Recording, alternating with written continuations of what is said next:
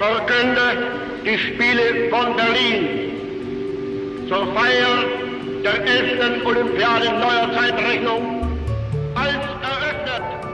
Adolf Hitler's life is inextricably woven into the catastrophic fabric of the Second World War, a conflict he did not just oversee but willed into existence through a toxic combination of personal vendetta, twisted ideology, and ruthless political ambition. To understand the war is to understand the man, for the two are inseparable, a 6-year global cataclysm that was, in essence, the violent externalization of his inner world. Born in 1889 in Braunau am Inn, Austria.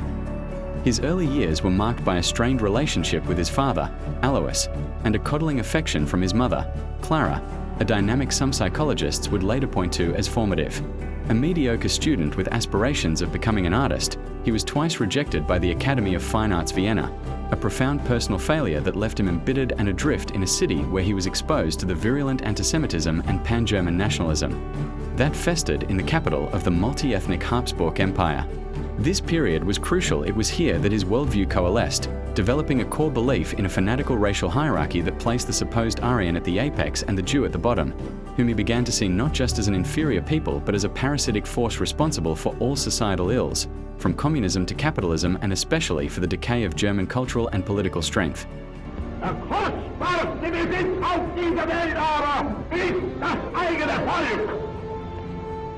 Und für dieses Volk und dieses Volk wollen wir ringen und wollen wir kämpfen und niemals erlahmen und niemals ermüden und niemals verzagen und niemals verzagen. The outbreak of the First World War provided him with a sense of purpose he had hitherto lacked. Enlisting in the German Bavarian army, he served as a dispatch runner, a dangerous job that exposed him to frontline combat. He was decorated for bravery with the Iron Cross, an award he would wear with pride for the rest of his life, yet he never rose above the rank of Gefreiter or Lance Corporal, a fact often attributed to his superiors perceiving a lack of leadership qualities. The war was, for him, a glorious and noble struggle for the fatherland. Therefore, Germany's surrender in November 1918 and the subsequent Treaty of Versailles struck him as a monstrous betrayal. Like many nationalist Germans, he embraced the Dolchstoßlegende, the stab-in-the-back myth which falsely claimed that the undefeated German army had been betrayed by cowardly politicians, Marxists, and Jews on the home front. The Versailles Treaty, which imposed crippling reparations, forced territorial concessions, and placed sole blame for the war on Germany, became the central obsession around which his political rage orbited. It was in the ferment of post-war Munich, a hotbed of extremist politics, that his destiny truly began. Employed by the army as an informant to spy on political parties, he was assigned to investigate the tiny German Workers' Party. Instead, he joined it, quickly discovering his most potent talent, a mesmerizing and terrifyingly effective oratory style. He could hold crowds in a rapt, hate-filled thrall, articulating their deepest resentments and promising not just restoration but vengeance and glory. Through sheer force of personality and propaganda genius, he transformed the DAP into the National Socialist German Workers' Party or Nazi Party, and became its unquestioned leader, or Führer. The party's 25-point program mixed extreme nationalism, racial anti-Semitism, and pseudo-socialist economic ideas designed to appeal to the disaffected masses. His failed Beer Hall Putsch of 1923, an attempt to seize power in Munich by force, proved a critical turning point.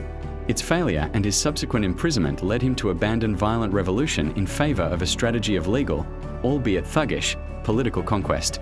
During his brief incarceration at Landsberg prison, he dictated Mein Kampf to his loyal deputy Rudolf Hess. This rambling, semi-autobiographical manifesto laid out, in shocking detail, the entire blueprint for his future actions, the need for Lebensraum, meaning living space. In the East to be conquered from the Slavic Untermenschen or subhumans, the utter annihilation of the Jewish people, the necessity of a totalitarian state led by a single infallible leader, and the reversal of the Versailles Treaty. The book was initially ignored but would later become the Bible of the Nazi state. Following his release, he meticulously rebuilt the party, exploiting every crisis of the fragile Weimar Republic.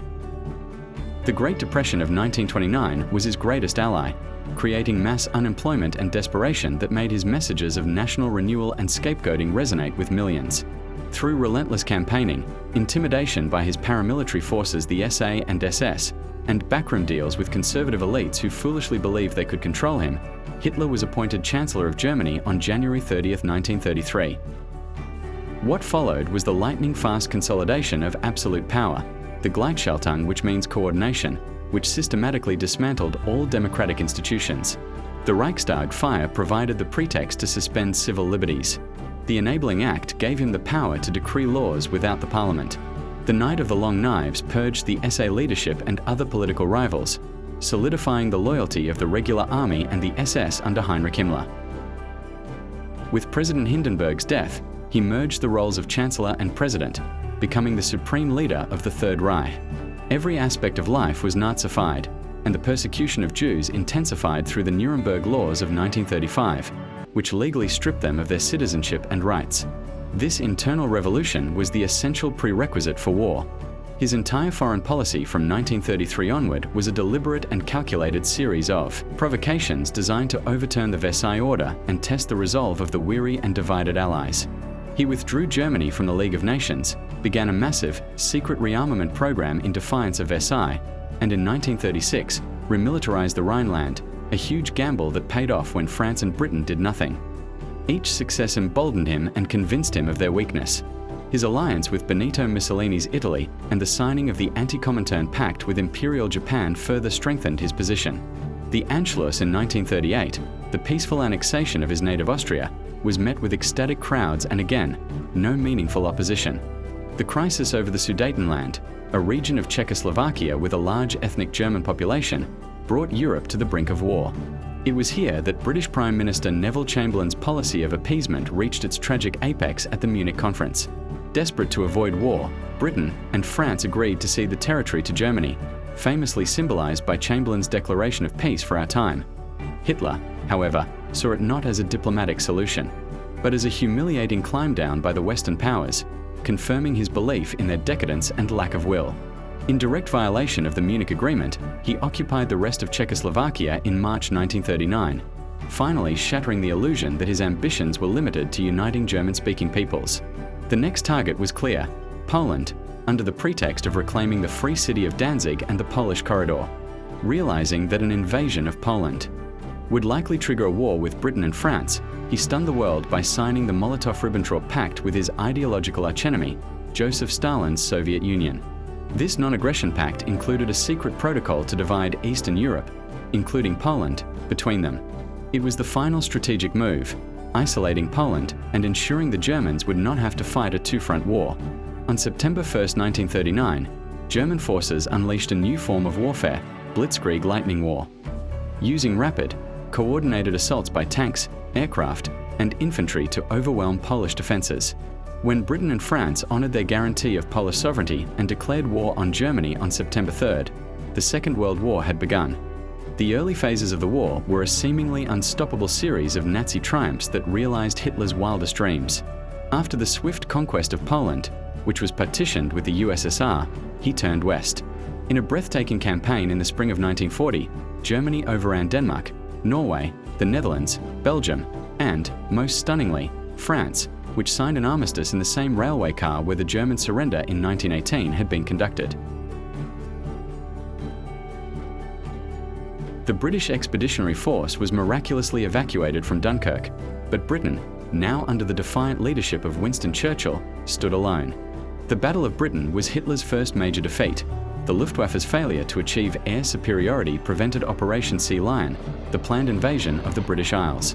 This forced a strategic shift that would prove to be his greatest fatal error.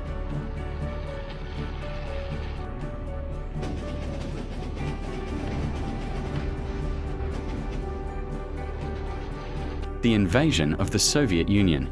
Operation Barbarossa, launched on June 22, 1941, was the true heart of Hitler's war. It was not a conventional military campaign, but a Vernichtungskrieg, a war of annihilation. Driven by the ideological goals laid out in Mein Kampf, it was waged with unparalleled brutality from the outset. The Commissar Order called for the immediate execution of captured Soviet political officers.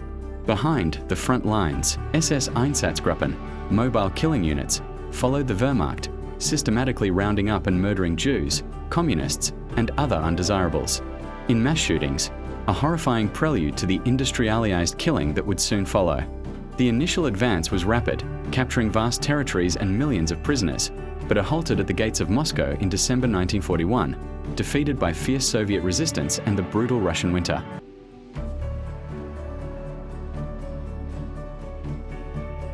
The failure to deliver a knockout blow to the USSR in 1941 transformed the war into the protracted, grinding conflict of attrition that Germany could not win. Furthermore, Hitler's personal declaration of war on the United States on December 11, 1941, 4 days after the Japanese attack on Pearl Harbor, globalized the conflict and brought the immense industrial might of America into the Allied camp against him. From this point onward, his strategic decisions became increasingly erratic and micromanaged, often against the advice of his experienced generals. He insisted on holding every inch of ground, leading to disastrous encirclements like the Battle of Stalingrad, where the entire German Sixth Army was lost, a catastrophic turning point in the war. As the tide turned decisively against Germany after defeats in North Africa, the monumental tank battle at Kursk, and the Allied invasion of Sicily and Italy. Hitler retreated further into a delusional world, relying on promises of wonder weapons like the V-1 and V-2 rockets to turn the tide, and increasingly blaming the alleged treachery of his commanders and the German people themselves for not being strong enough to fulfill his destiny. All the while, the central horror of his ideology, the Holocaust, was being accelerated. At the Wannsee Conference in January 1942, the final solution to the Jewish question was formally coordinated, moving from mass shootings to the systematic, industrial-scale murder in extermination camps like Auschwitz, Treblinka, and Sobibor. The war provided the cover for this genocide. The conquest of Poland and the Soviet Union gave him the territory and the victims, and the all-consuming nature of the conflict distracted the world while the machinery of death operated with chilling efficiency.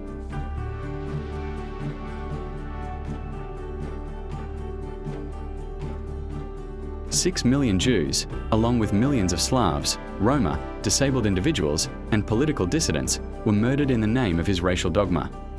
The last year of his life was spent in an increasingly besieged and ruined Germany, hunkered down in the claustrophobic Führer bunker in Berlin. As the Soviet Red Army closed in from the east and the Western Allies advanced from the west, his physical and mental health deteriorated, likely exacerbated by a cocktail of drugs administered by his personal physician. In a final act of spiteful vengeance against the German people he now deemed unworthy, he ordered the destruction of Germany's infrastructure to create a scorched earth.